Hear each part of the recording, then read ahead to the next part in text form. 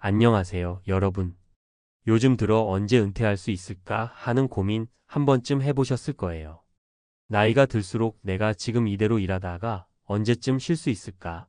노후에는 어떤 모습일까? 같은 생각이 머릿속을 맴돌곤 하잖아요. 심지어 요즘 물가가 너무 올라서 식비며 교통비며 의료비까지 한 달 생활비가 꽤 많이 들고요. 그러다 보니 도대체 얼마가 있어야 은퇴하고 편하게 살 수 있을까? 궁금하신 분들 많을 거예요. 바로 이런 고민을 할 때 가장 많이 언급되는 수치 중 하나가 6억 원입니다. 그런데 6억 원이라는 금액이 들리자마자 에이, 난 평생 못 모으겠는데? 하고 바로 포기하고 싶으실 수도 있어요. 사실 6억이 적은 돈은 아니죠. 서울 아파트 전세값만 해도 훌쩍 넘는 경우가 많고 직장 생활 오래 해도 순수하게 6억을 모은다는 게 쉽지는 않습니다. 그런데 실제로 많은 은퇴 설계 전문가들이 6억 정도는 있어요. 적정한 삶을 유지할 수 있다고 말하곤 해요. 오늘은 이 이야기를 좀 더 구체적으로 해보려 해요. 왜 하필 6억 원인지, 그리고 실제 생활 속에서는 어떤 모습으로 나타나는지 사례 3가지 정도를 통해 살펴볼게요. 1. 왜 6억 원이라는 기준이 나올까? 사실 은퇴 후 필요한 자금은 사람마다 다 달라요. 가족 구성원, 사는 지역, 의료비 상태, 라이프 스타일, 여행 취향 등등 변수가 정말 많습니다.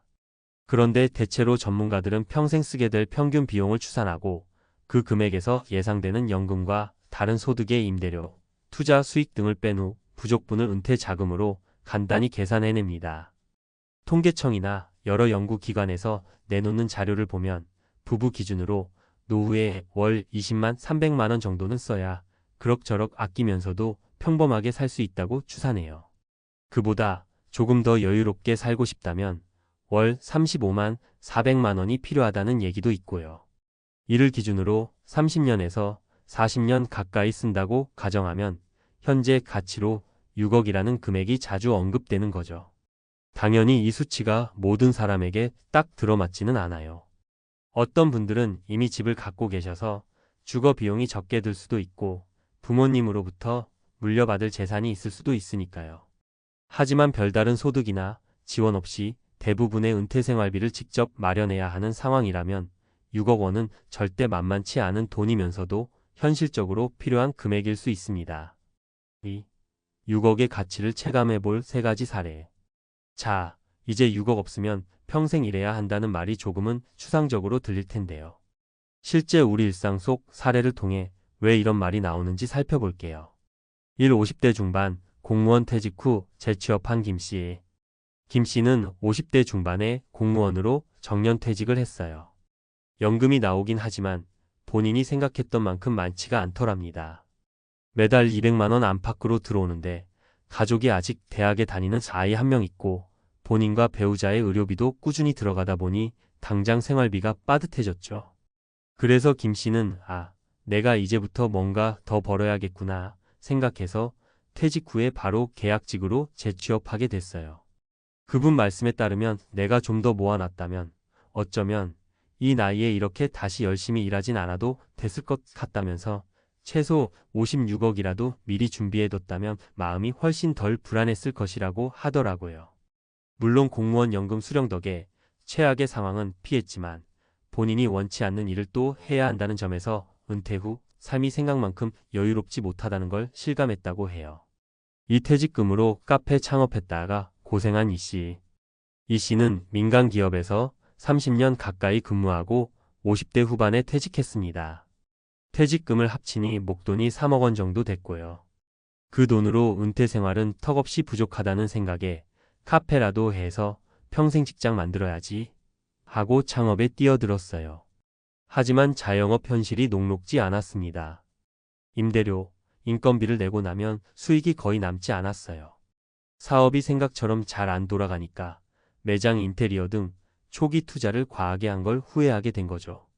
결국 2년 만에 카페를 정리하면서 남은 돈은 1억 원 조금 넘게밖에 안 되었어요. 은퇴 이후 어찌 보면 유일했던 목돈이 반토막이 난 거예요. 지금은 부부가 둘 다 아르바이트를 하면서 생활비를 충당하고 있습니다. 이 씨는 6억 정도를 모아놓고 그중 일부로 간단히 투자나 가벼운 사업을 해봤다면 실패해도 완전히 무너지지 않았을 텐데라고 아쉬워했습니다. 30대부터 재테크에 열심인 박 씨. 박 씨는 조금 다른 사례예요.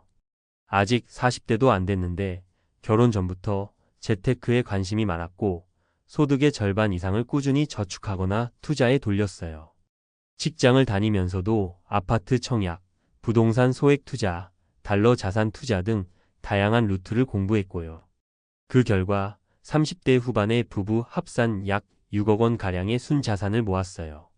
현재 박 씨는 아직도 직장을 다니고 있지만 자산에서 나오는 투자 수익으로 매년 꽤 안정적인 추가 소득을 올리고 있다고 해요. 덕분에 무리하게 승진 경쟁을 하지 않아도 가고 싶은 여행은 마음 편히 갈 수 있다는 게 큰 장점이라고 합니다. 아직 완전 은퇴를 생각하진 않지만 언제든 마음만 먹으면 한 12년쯤 쉬어가도 되겠다는 여유가 있다는 말을 들었을 때 경제적 자유가 이런 느낌이구나 싶었어요. 3. 내가 못 모을 것 같아도 시작해야 한다.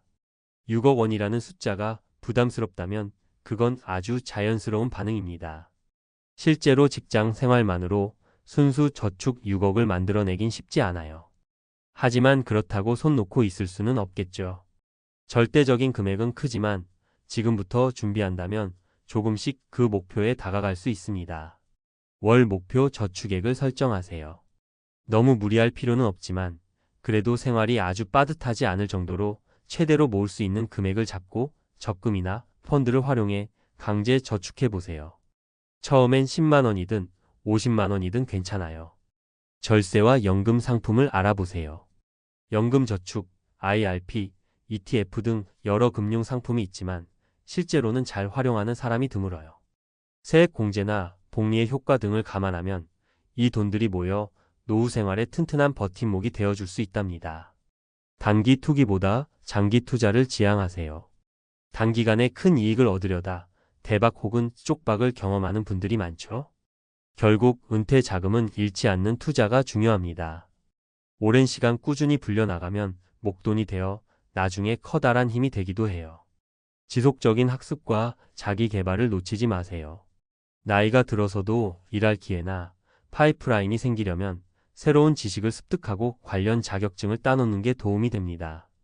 요즘은 온라인으로도 충분히 배울 수 있잖아요. 4. 경제적 자유라는 말이 주는 위안.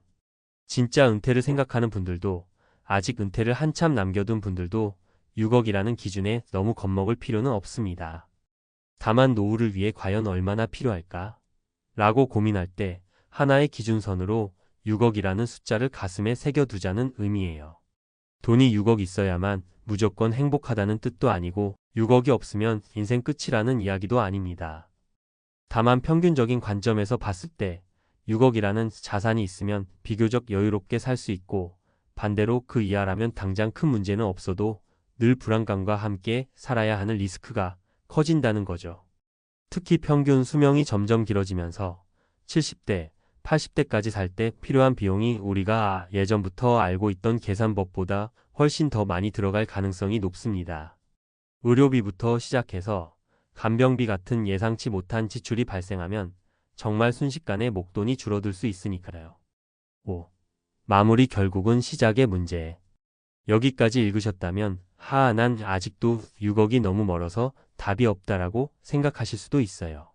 하지만 조금만 시야를 바꿔보면 지금 100만 원이라도 모으기 시작했다면 그건 6억에 대한 첫걸음을 뗀 거예요.